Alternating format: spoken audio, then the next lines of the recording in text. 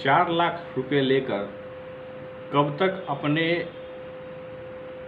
परिवार के साथ हुए अन्याय पर चुप्पी साधे रहेंगे। मैं मनीष आज सड़क दुर्घटनाओं पे मैं बात करने आया हूँ।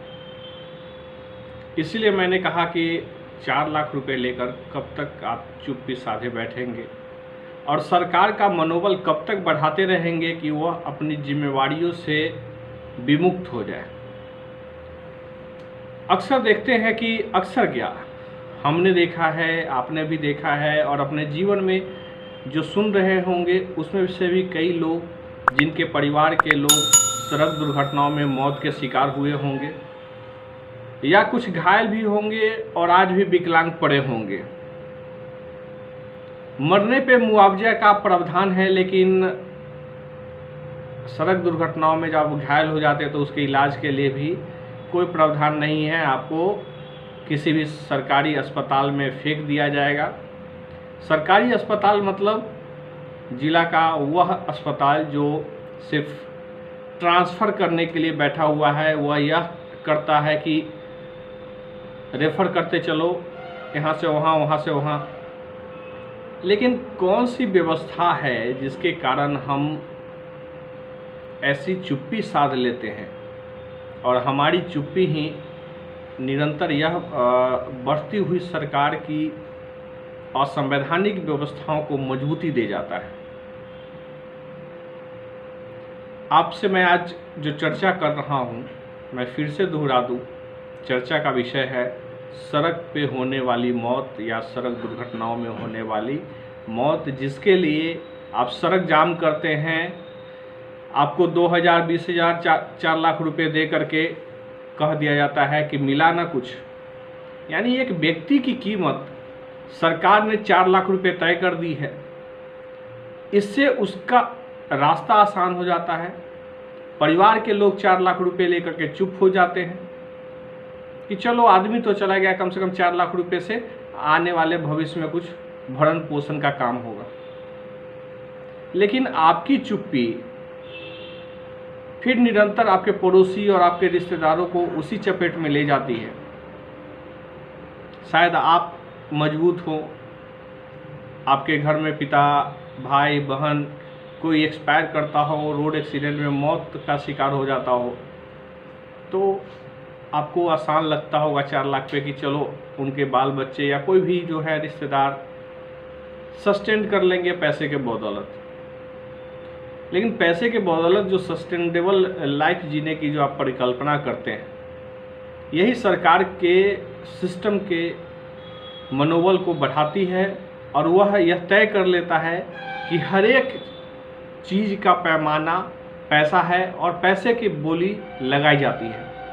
जैसे अभी पंचायत चुनाव है, विधानसभा चुनाव, लोकसभा चुनाव में भी आप देखते हैं कि पैसे की किस प्रकार से बोली लगती है। आपके 500 रुपये में आपके वोट को खरीद लिया जाता है।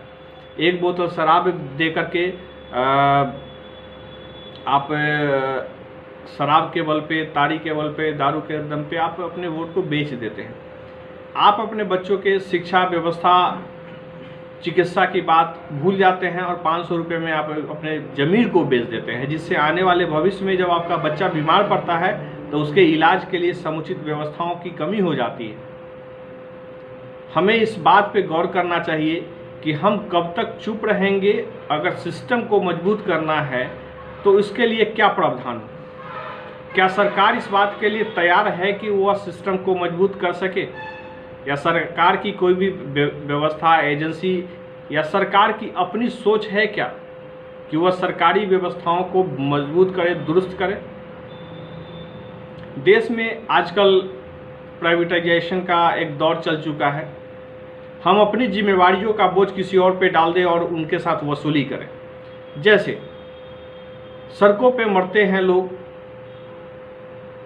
एक व्यक्ति मरा, उसके एवज में FIR दर्ज होता है और विरोध करने वाले की 1000 लोगों की संख्या हो जाती है, विरोध करने वालों की, और नामजद और गैर नामजद के नाम से हजारों लोग को एक केस में FIR में नाम डालकर उनको बलि का बकरा बना दिया जाता है। और समय अनुसार उनकी कुंडली खोल दी जाती है और एफआईआर में नाम आने से उनकी जीवन जो संरचना है उस पर उनका सीधा प्रभाव पड़ता है। लेकिन प्रभाव जितना आपके हमारे समाज के स्ट्रक्चरों पे पड़ रहा है, हमारे सामाजिक सोच पे पड़ रहा है, वह बहुत ही निम्न स्तर का है। हमारा समाज विखंडित हो रहा है और आने वाली पीढ़ियों को भी हम एक गुलामी की जंजीरों में धकेलने का काम करें। मैं यह नहीं कहता हूं कि आप विरोध करने का मतलब है कि किसी का सर फोड़ दें। मैं आपको बता दूं कि आज सुबह की घटना है। मैं अपने घर से आ रहा था और वैशाली एसपी भी अपने घर से आ रहे थे और उत्तर बिहार की तरफ बढ़ रहे थे रामोशीष चौक पे। अचानक मैंने देखा कि रामोशीष चौक पे पुलिसिंग जो टीम खड़ी है अचानक रूल रेगुलेशन फॉलो करने लगी और गाड़ियों को साइड करने लगी। मुझे लगा कि कोई तो आ रहा है। फिर जाम में ही मैं धीरे धीरे आगे बढ़ रहा था पुल की तरफ। आप जो भी रामोशीष चौक पे रहते हैं वह इस बात पे गौर करें। एक चीज़ और मैं बता देता हूँ, फिर से मैं कहता हूँ, ये वीडियो सिर्फ एक उदाहरण के लिए मैं फिर रामोशीष चौक को लिया हूँ क्योंकि मेरे साथ जो घटना हुई मैं उसको व्यक्त कर रहा हूँ। लेकिन 4 लाख वाला जो सिस्टम है पूरे देश के लिए लागू है या अन्य राज्यों में कुछ कम बेसी भी हो सकता है, लेकिन यथावत स्थिति है। मौत पे पैसे दिए जाते हैं, हत्या की जाती है और पैसे दे दिए जाते हैं। वैशाली एसपी का गाड़ी लगातार हॉर्न बजा रहा था और मैं उसके आगे था, उसके मेरे आगे भी कुछ गाड़ियाँ थी। यह संभव ही नहीं था रामोशीष चौक पे कि जैसे ही यहाँ पर दिग्घी की तरफ यानी मुजफ्फरपुर की तरफ बढ़ते हैं तो आपके पास ऑप्शन ही नहीं है, क्योंकि पूरा का पूरा अतिक्रमण करके वहाँ पे रखा गया है। आपके पास ऑप्शन ही नहीं है कि आप बाएं दाएं होकर के किसी को, पीछे वाले को आगे जाने दें। तब जाने देंगे जब आगे खाली होगा। तो उस व्यवस्थाओं में वैशाली एसपी की गाड़ी लगातार हॉर्न दिए जा रही थी। मैं साइड मिरर से देख रहा था कि वैशाली एसपी का गाड़ी है। मुझे कोई शौक नहीं है कि एसपी के गाड़ी को रोकूं। जो काम का नहीं है उसको रोकने का क्या मतलब है। एक मन में आया कि रोक कर पूछूं कि आखिर हॉर्न इतना बजा क्यों रहे हो। अगर अंधे हो या आपकी ड्राइविंग सीट पे बैठा हुआ आदमी अंधा है जो जाम की समस्याओं को नहीं देख पा रहा है, तब तो दुर्भाग्य की बात है। फिर मैंने सोचा क्यों प्रतिष्ठा, एक तो प्रतिष्ठा मेरी भी जाएगी क्योंकि मूर्ख पुलिस अधीक्षक से बात करने का कोई फ़ायदा है नहीं। तो चलो ऑफिस पहुंचते हैं, फिर इस पर एक वीडियो बनाते हैं कि आखिर होता क्या है। कोई भी एक सामान्य व्यक्ति होता तो हड़बड़ी में वो कहीं गिर जाता, क्योंकि गड्ढे बहुत सारे हैं। एसपी की गाड़ी देखता, पुलिस की गाड़ी देखता, वो धड़फड़ाता और वो बहुत ही मुश्किल में पड़ जाता। और वो गिरता तो यही पुलिसिंग व्यवस्था के लोग उठते, उसको 2-4 लात और मारते। उनकी स्कॉट की गाड़ी भी होती है, उनके गाड़ियों में भी कुछ फोर्स होते हैं। लेकिन पता नहीं क्यों, आपको याद मैं करा दूं कि लगभग 20 दिन होने जा रहे हैं या ज़्यादा ही हो गए। हाई कोर्ट ने कहा था कि 24 घंटे के अंदर वहाँ की से पार्किंग जो भी है एवं अवैध जो कब्जा है उसको खाली करा दिया जाए। और उसी का नतीजा है कि एसपी साहब हॉर्न बजाते हुए जा रहे हैं या उनका ड्राइवर जा रहा है। क्या उसके ड्राइवर के पीछे बैठे हुए एसपी साहब को इस बात का अंदाज़ा नहीं है कि आगे आप किस पे हॉर्न बजा रहे हैं? मेरी बात नहीं, मतलब किस पे आगे जब आपके आज पूरा जाम है तो आप हॉर्न बजा के करेंगे क्या?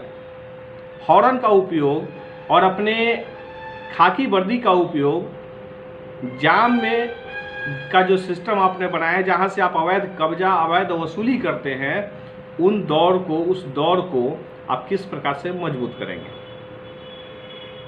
तो इस बात को समझिए कि आज भी रामोशीष चौक गटर है और भारत की सभी सड़कें जिस पे मौत होती है और जिसके लिए 4 लाख, 5 लाख, 10 लाख या 20 लाख का जो भी प्रावधान हर राज्य में होगा, उनको समझते हुए यह इस बात को आप सुनिश्चित करिए कि सरकार के कान तभी खुलेंगे जब आप उनका प्रतिकार करेंगे।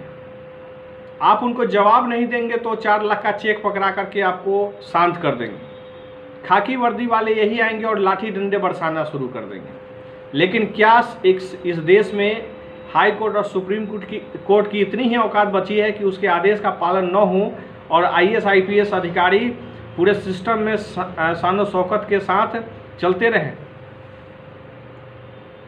अकबर के लिए कहा गया था और एक फिल्म भी आई थी जोधा अकबर, अजीबो शाम सहसा सबको याद होगा। वह उसी अंदाज में वैशाली के एसपी चलते हैं, डीएम चलते हैं और तमाम जो अधिकारी पदाधिकारी हर जिलों में होंगे ऐसे ही चलते होंगे। आप देख लीजिए, मैं बहुत सारे विषयों पे फिर इस पे बात करूंगा, लेकिन आज के लिए बस इतना ही कि इन विषयों पे गहन चिंतन करिए, मनन करिए। अधिकारी पदाधिकारियों को भी सुनना और समझना चाहिए कि आप अपने सिस्टम को मजबूत करने के जगह पे आप आम आदमी को परेशान करते हैं। मैं अपने बाइक को लगभग 80,000 किलोमीटर अभी तक चला चुका हूं और मुझे याद है कि मैं शायद 80 बार भी अब तक हॉर्न का प्रयोग नहीं किया हूं। लेकिन आप सड़कों पे चलिए, बिना बात के हॉर्न का प्रयोग होता है, क्योंकि हॉर्न का प्रयोग करने का रीज़न यह है कि नेशनल हाईवे पे अवैध कब्जा होता है और अवैध कब्जा के लिए पूर्ण रूपेण प्रशासनिक सिस्टम जिम्मेवार है। तो इसके साथ ही आप सभी को मैं एक चीज़ और कहना चाहूँगा कि आपके समर्थन से ही मुझे ताकत मिलती है, टीम को ताकत मिलती है, और इसके लिए आप चैनल को सब्सक्राइब करिए, बेल आइकन को भी दबाइए ताकि आने वाली सभी वीडियो आपको मिलता रहे, एवं अपने कमेंट्स भी करें कि इसमें क्या सुधार किया जा सकता है, ताकि हम लोग एक बेहतर तरीके से समाज निर्माण में जो काम होना चाहिए, भारत के संविधान और स्ट्रक्चर में जो सुधार की ज़रूरत है, उस पर हम निरंतर चर्चा करते रहें। बहुत बहुत धन्यवाद, बहुत बहुत शुक्रिया आपका।